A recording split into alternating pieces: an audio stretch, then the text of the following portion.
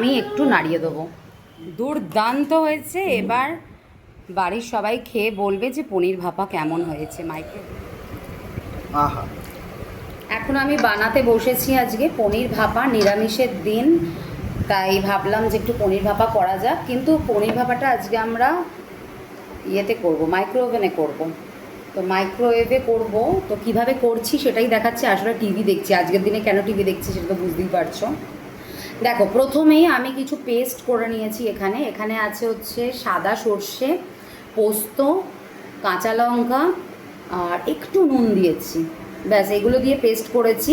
তবে তোমরা মানে চেষ্টা করে একটু কালো সর্ষে দিতে, মানে আমাদের কালো সর্ষেটা সবার অম্বল হয় বলে অ্যাভয়েড করি।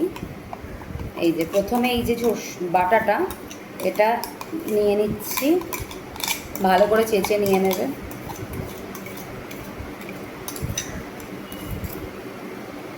নিয়ে নিলাম। এর সাথে এই দেখো, এরপর দেবো হচ্ছে দই, টক দই ভালো করে ফেটিয়ে নিয়েছি, সেটাও এবার এর মধ্যে দিয়ে দেবো। খুব ভালো করে ফেটিয়ে নেবে, হ্যাঁ।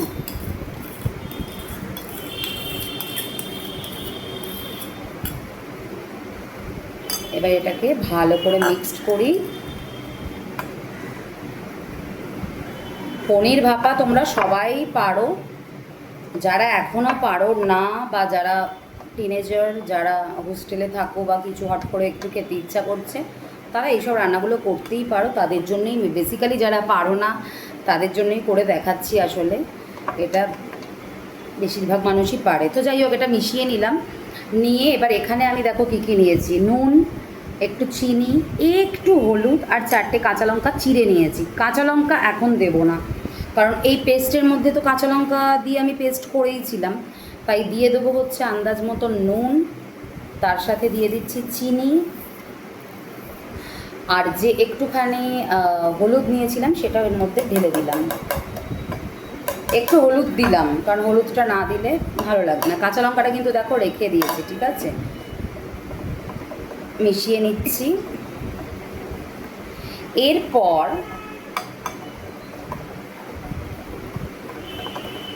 সবাই বাটিতে ওই মানে কড়াতে জল নিয়ে টিফিন বক্সে ভাপা বসিয়ে দেয়। সে পনির ভাপা হোক, ডিম ভাপা হোক, এইভাবেই আমরা করি। আজকে আমার একটু ইচ্ছা হলো যে মাইক্রোওভেনে করে দেখি, মাইক্রোওয়েভে যে ভাপাটা কেমন হয়। আমি ফার্স্ট টাইম আজকে মাইক্রোওয়েভে করব। তো আমি ডিসিশান যখন নিয়েছি, তাই ভাবলাম তোমাদের সাথে একটু শেয়ার করি। দেখো, পেস্ট আমার অলরেডি দেখতে পাচ্ছ তৈরি হয়েছে। এরপর আমি দেব সর্ষের তেল, খাঁটি সর্ষের তেল। এই যে চামচটা ব্যবহার করছি, এই চামচ মেপেই দিয়ে দেবো একটু বেশি। ভাপাতে কিন্তু একটু বেশি তেল লাগে। 1 স্পুন, 2 স্পুন, 3 স্পুন দিয়ে দিলাম। দিয়ে ভালো করে মিক্সড করে নিয়েছি। এই দেখো, খুব সুন্দর লাগছে দেখতে, ভীষণ দারুণ লাগছে আর কি। আর খেতেও কিন্তু ততটাই ভালো লাগে। আর এখানে আমি জল ব্যবহার করছি না, তোমরা যদি মনে করো যে একটু জল লাগবে দিও, আমার দরকার নেই তাই আমি দিচ্ছি না। ভালো করে আমার দিয়ে দিলাম, ভালো করে পেস্টটা রেডি হয়ে গেল। এরপর আমি এই যে এখানে 300 গ্রাম পনির নিয়েছি। পনিরটাকে একটু বড় বড় সাইজ কেটেছি, ভাপাতে একটু বড় বড় সাইজই ভালো লাগে। তো বড় বড় সাইজের পনির আছে, পনিরগুলো এর মধ্যে দিয়ে দিলাম।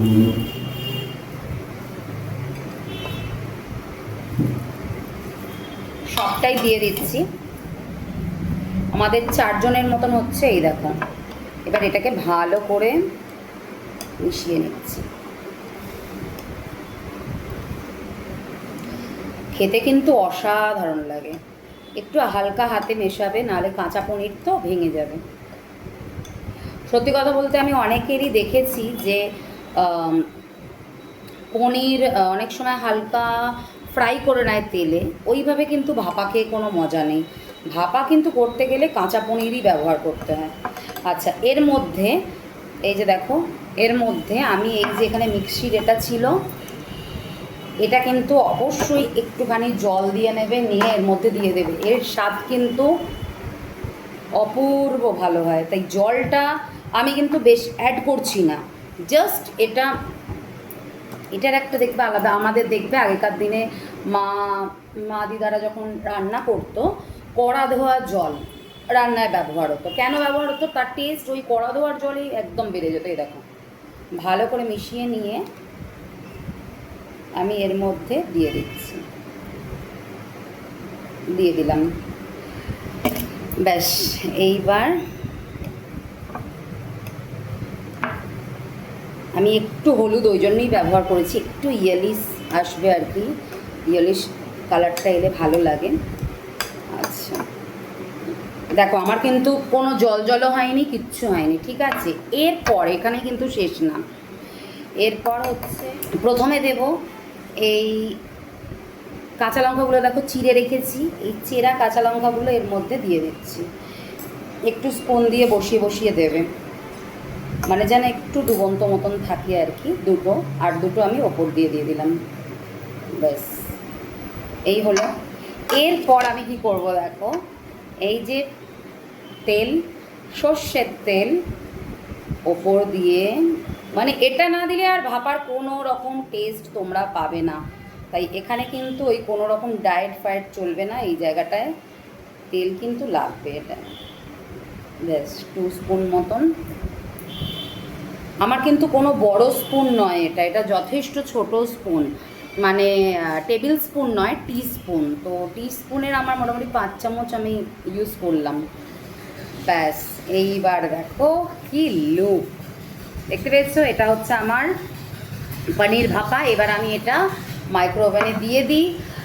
নর্মাল মাইক্রো ওভেনের টেম্পারেচারে আমি মোটামুটি প্রথমে 5 মিনিট দেব, দিয়ে আবার স্পুন দিয়ে একটু মিক্সড করে আরও 5 মিনিট দেবো, মানে টোটাল 10 মিনিট রান্না করে তারপরে তোমাদেরকে আমি দেখাচ্ছি যে ফাইনাল পনির ভাপার লুকটা কীরকম হলো।